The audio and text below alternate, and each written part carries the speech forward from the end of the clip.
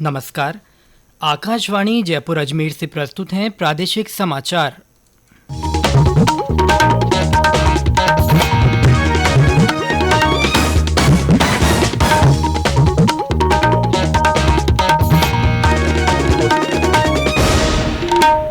मुख्य समाचार। Supreme court के मुख्य न्यायाधीश एन.वी. रमन्ना ने कहा, मीडिया घरानों की जिम्मेदारी है कि वे तथ्यों के साथ अपना पक्ष रखें। कॉरपोरेट कार्य मंत्रालय ने कहा है कि कंपनियां हर घर तिरंगा अभियान से संबंधित गतिविधियों के लिए CSR फंड से खर्च कर सकती हैं। राज्य के कई जिलों में भारी बारिश, सड़क और रेल यातायात प्रभावित और प्रदेश के 1431 गांवों में आज विशेष ग्राम सभाओं में हर घर जल उत्सव का आयोजन होगा।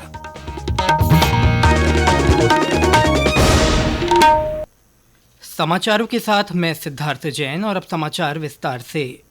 देश के मुख्य न्यायाधीश एन.वी. रमन्ना ने कहा है कि ये मीडिया घरानों की जिम्मेदारी है कि वे तथ्यों के साथ अपना पक्ष रखें, क्योंकि भारतीय समाज में लोग मानते हैं कि प्रिंट मीडिया में सब कुछ सच ही छपता है। उन्होंने कहा कि स्वतंत्र पत्रकारिता लोकतंत्र की रीढ़ है और पत्रकार जनता की आंख और कान हैं। मुख्य न्यायाधीश ने एक कार्यक्रम को संबोधित करते हुए ये बात कही। मुख्य न्यायाधीश ने कहा कि वे केवल इतना कहना चाहते हैं कि मीडिया को अपने प्रभाव और व्यावसायिक हितों का विस्तार करने के लिए एक उपकरण के रूप में इसका उपयोग किए बिना ईमानदार पत्रकारिता ही करनी चाहिए। 1975 में आपातकाल के दौरान मीडिया की भूमिका को याद करते हुए उन्होंने कहा कि व्यावसायिक हितों को पूरा किए बिना मीडिया घराने ही आपातकाल के काले दिनों में लोकतंत्र के लिए लड़ने में सक्षम थे। उन्होंने कहा कि जब किसी मीडिया हाउस के अन्य व्यावसायिक हित होते हैं तो वह बाहरी दबावों की चपेट में आ जाता है। उन्होंने कहा कि अक्सर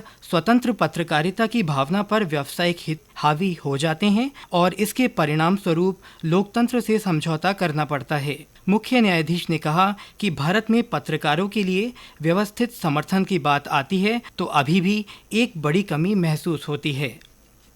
कॉरपोरेट कार्य मंत्रालय ने कहा है कि कंपनियां हर घर तिरंगा अभियान से संबंधित गतिविधियों के लिए अपने कॉरपोरेट सामाजिक दायित्व CSR फंड से खर्च कर सकती है। मंत्रालय ने एक परिपत्र में कहा है कि इस अभियान से संबंधित गतिविधियों के लिए CSR निधि खर्च किए जाने को कंपनी अधिनियम की 7वीं अनुसूची के अंतर्गत संस्कृति संबंधी शिक्षा को प्रोत्साहन देने के तहत पात्र समझा जाएगा। इन गतिविधियों में बड़े पैमाने पर राष्ट्रीय ध्वज का निर्माण और आपूर्ति, संपर्क और संवर्धन के प्रयास शामिल होंगे।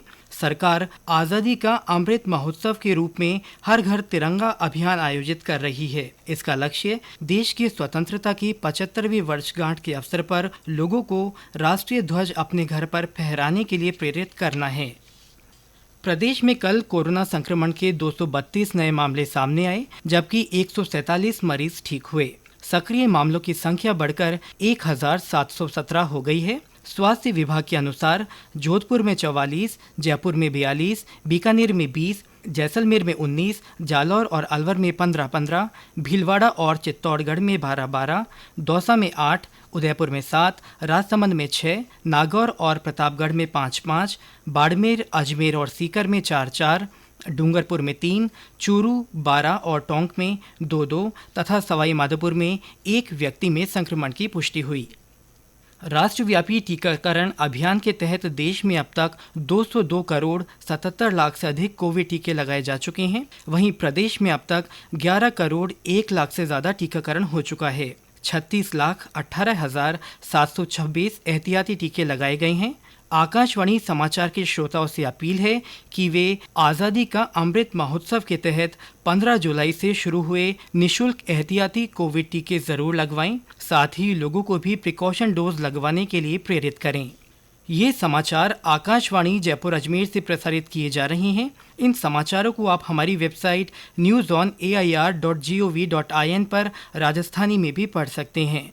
समाचारों के ऑडियो बुलेटिन भी वेबसाइट पर उपलब्ध हैं। वेबसाइट पर सोशल मीडिया अकाउंट के माध्यम से ताज़ा जानकारी प्राप्त कर सकते हैं। समाचार अभी और भी हैं, लेकिन पहले ये संदेश। अब हर घर की छत पर शान से फहरेगा तिरंगा, गुनगुनाए जाएंगे नव विकास के गीत, आन बान शान का प्रतीक राष्ट्रध्वज तिरंगा। आइए आजादी के अमृत महोत्सव के पावन अवसर पर इस स्वाधीनता दिवस हर घर फहराते हैं तिरंगा और लेते हैं भव्य और सशक्त भारत के निर्माण का संकल्प। आइए हर घर फहराएं तिरंगा।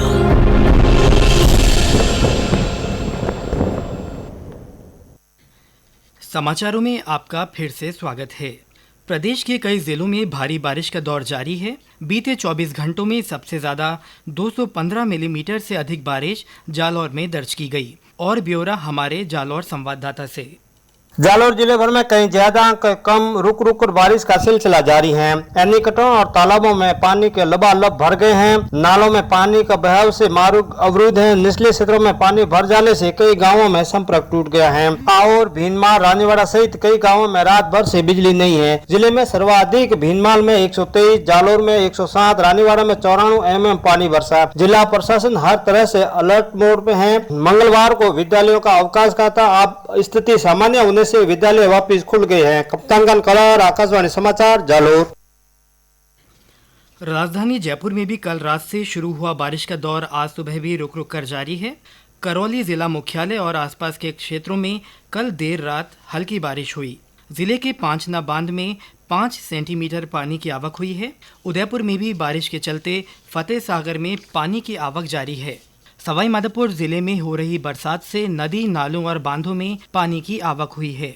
सवाई माधोपुर से हमारे संवाददाता ने बताया कि कोटा बैराज से पानी की निकासी के बाद चंबल नदी उफान पर है।